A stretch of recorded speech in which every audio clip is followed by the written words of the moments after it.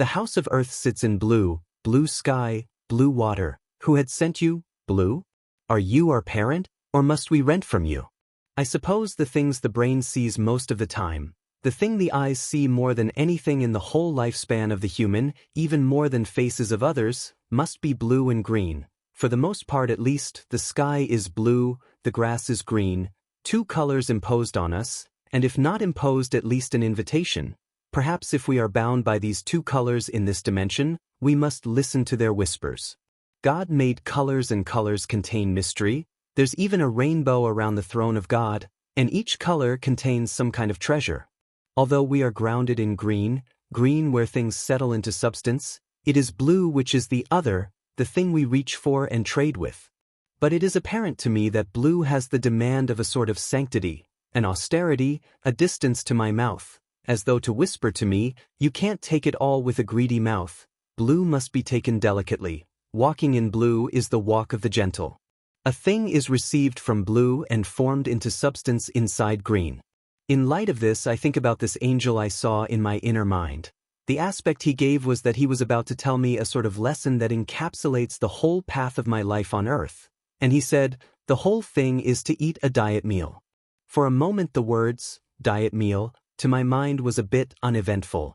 But the more I think about it, the more I think the angel is on to something with his metaphor for life. It may not be apparent to us, but our own thoughts and feelings and desires prefer something constantly, intend something specifically, to devour. Devour here means to underscore the opposite of eating as on a diet. Notwithstanding the dramatic emphasis from the word devour, we do let ourselves think whatever we want, every easy thought we let it have its way, every easy daydream, every easy envy, every easy judgment on another, even on ourselves, without impediment. Our thoughts eat or feed. I mean by this that our thoughts, like other thoughts, then takes it as, muses with it, it goes in, which might just as well be in eating.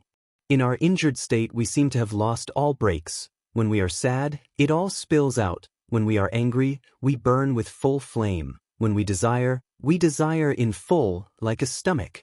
Our impatience in things must be the mark of the demand of a thing that wants, and this wanting is hungry and insistent. Patience is the remedy and also the way of the austere. It is also the way of the color blue, which gives things to the patient. If we are unable to hold our thoughts in stillness and peace for more than a minute, is it not apparent that the whole machine of thoughts is a hungry thunder? Gentleness, self-control, austerity, discreetness, patience, these are the friends of blue.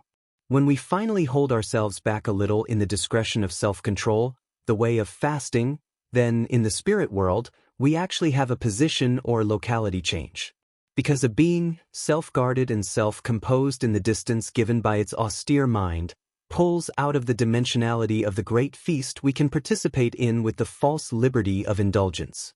I say it is locality because in the spiritual layers the gluttonous mind forms a trade, which forms a shape, which forms relatedness to other things in the spiritual world, and this relative stance is location. When we participate in something, part of us is there.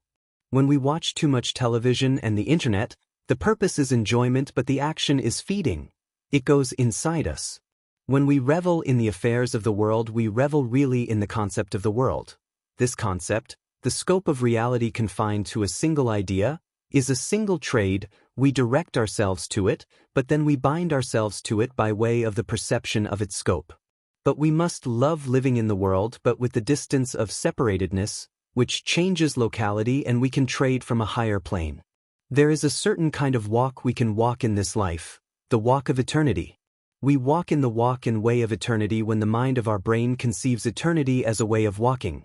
Our brain must know it and feel the feeling of it, but this can only occur when we are austere, distant, if you would, guarded, hidden, not feeding devouringly on things nearby. The brain is always after satisfaction. It calculates that satisfaction is a remedy against our deep fears inside us. When the comfort of carnal satisfaction is obtained, eternity escapes from our hands. I read this account from a man of God. He was taken into some heavenly place, or really some place in the lower worlds. He saw another man who had just died on earth. The man who had died stood there and was given a chance to accept the light of truth.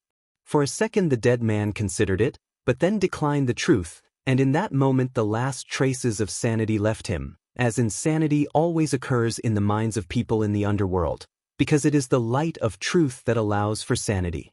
And this man, rejecting the light, immediately fell to the ground with his mouth and started eating the ground in the underworld. This strange act may be propelled by his newfound madness, but it is demanded by his habit on earth, when he had fed his mind with the natural world, eating reality. Because what we do in the natural world imprints into the afterlife.